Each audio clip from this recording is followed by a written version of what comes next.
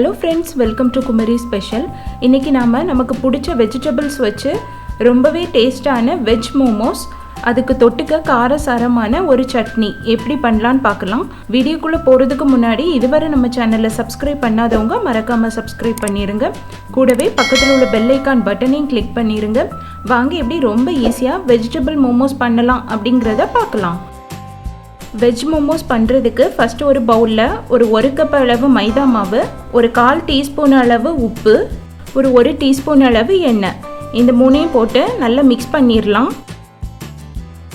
இது கூடவே ஒரு 3 இருந்து 4 டேபிள் ஸ்பூன் அளவு தண்ணி விட்டு நல்லா பிசைஞ்சிடலாம். ரொம்ப ஹார்டாக பிசையணும்னு தேவையில்லை, லைட்டாக பிசைஞ்சாலே போதும். இப்போ இந்த மாவு காயாமல் இருக்க ஒரு டீஸ்பூன் அளவு எண்ணெய் தடவி அதை மூடி வச்சு ஒரு 30 நிமிஷம் அப்படியே வச்சிடலாம். 30 நிமிஷத்துக்கு அப்புறமா எடுத்து நம்ம செக் பண்ணலாம். இனி மோமோஸ்குள்ளே வைக்கிறதுக்கு தேவையான ஸ்டஃபிங் ரெடி பண்ணிடலாம். அதுக்கு உங்களுக்கு பிடிச்ச காய்கறிகளை எந்த அளவு பொடியாக கட் பண்ண முடியுமோ அந்த அளவு பொடியாக கட் பண்ணி எடுத்துக்கோங்க. நான் இன்றைக்கி ஒரு 1/2 கப் அளவு பெரிய வெங்காயம், 2 டேபிள் ஸ்பூன் அளவு மல்லி இலை, ஒரு 2 டேபிள் ஸ்பூன் அளவு பூண்டு, ஒரு 1/2 கப் அளவு முட்டைக்கோஸ், ஒரு 1/2 கப் அளவு கேரட், ஒரு 1/4 கப் அளவு பீன்ஸ் எடுத்திருக்கேன். உங்களுக்கு பிடிச்ச வெஜிடபிள்ஸை பிடிச்ச அளவில் எடுத்துக்கோங்க. இனி ஸ்டஃபிங் பண்ண ஆரம்பிச்சிடலாம். அதுக்கு ஒரு பேனில் ஒரு டீஸ்பூன் அளவு எண்ணெய் எடுத்துக்கோங்க. எண்ணெய் சூடானதும் ஸ்டவ்வை சிம்மில் வச்சுட்டு பொடியாக கட் பண்ணி வச்சு அந்த பூண்டை போட்டு ஒரு நிமிஷம் நல்லா மிக்ஸ் பண்ணி விடுங்க. பூண்டு நல்லா பொரிஞ்சதும் அதில் பொடியாக கட் பண்ணி வச்சு அந்த பெரிய வெங்காயத்தை போட்டு அந்த வெங்காயத்தோட பச்சை வாடை போகிறது வரை அதை நல்லா வதக்கிடலாம். நெக்ஸ்ட்டு நம்ம கட் பண்ணி வச்ச வெஜிடபிள்ஸை 1 by 1 போட்டு அதையும் ஒரு 2-3 நிமிஷம் நல்லா வதக்கிடலாம்.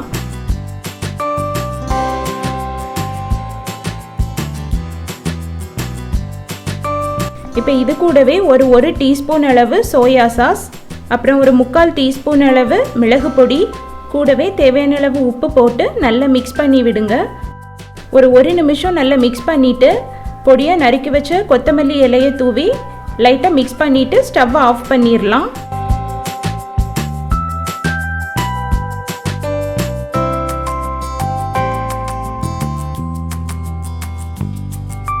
மோமோஸ்குள்ளே வைக்கிறதுக்கு தேவையான ஸ்டஃபிங் ரெடி பண்ணியாச்சு. இனி மாவை எடுத்து செக் பண்ணலாம்.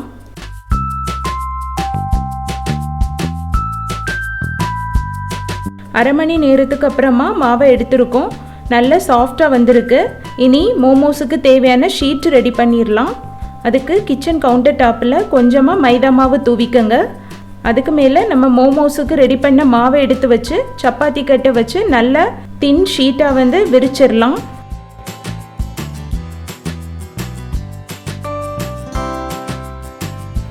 நெக்ஸ்ட்டு இந்த மாதிரி ஏதாவது ஷார்ப்பான விளிம்புள்ள ஏதாவது பவுல் எடுத்துக்கோங்க.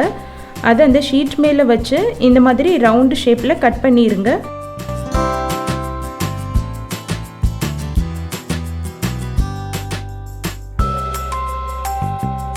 கட் பண்ணிவிட்டு இந்த மாதிரி தனியாக பிரித்து எடுத்துருங்க.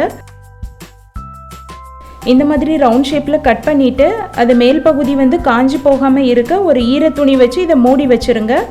இப்படியே மீதி உள்ள மாவுலையும் ஷீட் ரெடி பண்ணிடலாம். இப்போ நம்ம ரெடி பண்ண மோமோ ஷீட்டில் ஒரு ஷீட் எடுத்து வச்சுட்டு அந்த ஷீட்டுக்கு நடுவில் 1 டீஸ்பூனோ 2 டீஸ்பூனோ நம்ம ரெடி பண்ணின ஸ்டஃபிங்கை வச்சு அதை சுற்றி கொஞ்சமாக தண்ணி அப்ளை பண்ணிக்கோங்க. அப்படி பண்ணும்போது நமக்கு ஷீட் மடிக்கும் போது ஈஸியாக இருக்கும்.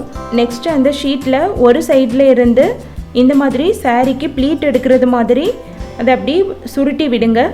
இப்படி எல்லா பக்கமும் நல்லா சுருட்டிட்டு சென்டரில் நல்லா ப்ரெஸ் பண்ணி அதை சீல் பண்ணிடுங்க.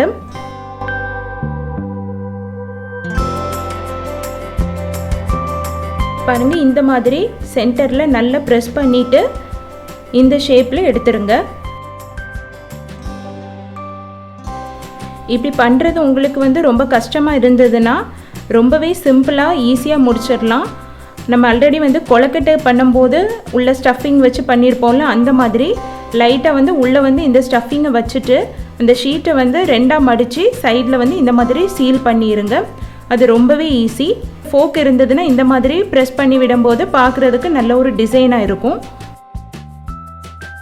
3வது மெத்தடில் உள்ள ஸ்டஃபிங்கை வச்சுட்டு இந்த ஷீட்டை ஒரு சைடு மட்டும் இந்த மாதிரி லைட்டாக சுருட்டி விட்டுட்டு இன்னொரு சைடு சுருட்டாமல் அதை வந்து ஜஸ்ட் வந்து சும்மா சீல் பண்ணிடுங்க. இந்த 3 மெத்தடில் எந்த மெத்தட் உங்களுக்கு ஈஸியாக இருக்குதோ அதை ஃபாலோ பண்ணி நீங்கள் இந்த மோமோஸ் ட்ரை பண்ணி பாருங்கள். எல்லா ஷீட்லேயும் ஸ்டஃபிங் வச்சாச்சு. இனி இதை ஆவியில் வச்சு வேக வைக்க வேண்டியதுதான். அதுக்கு நான் இன்றைக்கி ஸ்டீமர் யூஸ் பண்ண போகிறேன். உங்ககிட்ட ஸ்டீமர் இருந்ததுன்னா ஸ்டீமரை யூஸ் பண்ணி வேக வச்சுக்கோங்க. இல்லைன்னா வந்து இட்லி குக்கர்லேயே நீங்கள் வந்து வேக வச்சு எடுக்கலாம். ஸ்டீமரில் ஒரு 2-3 கப்பு தண்ணி ஊற்றிட்டு அதுக்கு மேலே ஸ்டீம் பண்ணுறதுக்கு யூஸ் பண்ணுற பேனை எடுத்து வைங்க. அதில் ஒட்டாமல் இருக்க கொஞ்சமாக ஆயில் தடவிக்கங்க. இப்போ இதுக்கு மேலே நம்ம ரெடி பண்ணி வச்சு அந்த மோமோஸை எடுத்து வச்சிடலாம். மோமோஸை வைக்கும்போது இந்த மாதிரி கொஞ்சமாக கேப் இருக்கிறது மாதிரியே வைங்க. அப்போ தான் குக் ஆனதும் நமக்கு எடுக்கும்போது ஈஸியாக ஒட்டாமல் வரும். எல்லா மோமோஸையும் இந்த மாதிரி ஸ்டீமரில் அடுக்கிட்டு அதை மூடி வச்சு ஒரு 8 to 10 நிமிஷம் நல்லா குக்காக விடலாம்.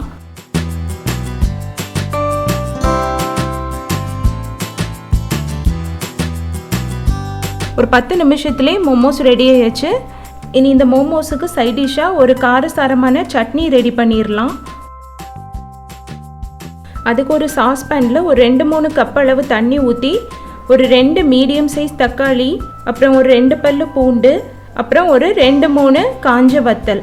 ரொம்ப காரமான வத்தல்னா 2 வத்தல் எடுத்துக்கோங்க. இல்லைனா ஒரு 3-4 வத்தல் ஆட் பண்ணிக்கோங்க. உங்களுக்கு வேணும்னா அந்த வத்தலுக்குள்ளே உள்ள விதையெல்லாம் நீக்கிட்டு அதுக்கப்புறமா ஆட் பண்ணிக்கோங்க.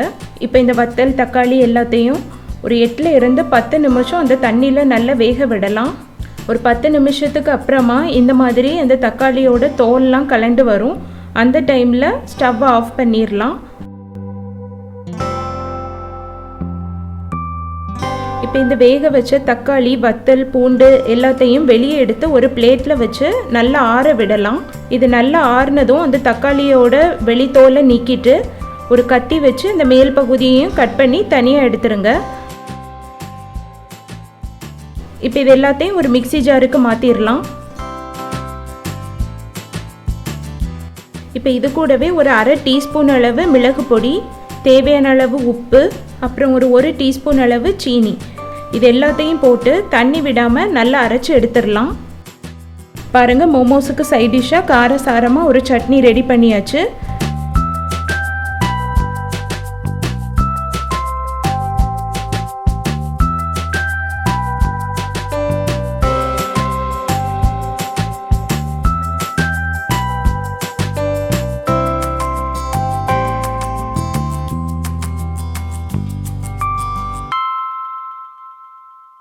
அவ்வளோதாங்க, ரொம்ப ஈஸியாக வீட்டிலையே வெஜிடபிள் மோமோஸ் அப்புறம் அதுக்கு சைட் டிஷ்ஷாக ஒரு காரசாரமான சட்னி ரெடி பண்ணியாச்சு.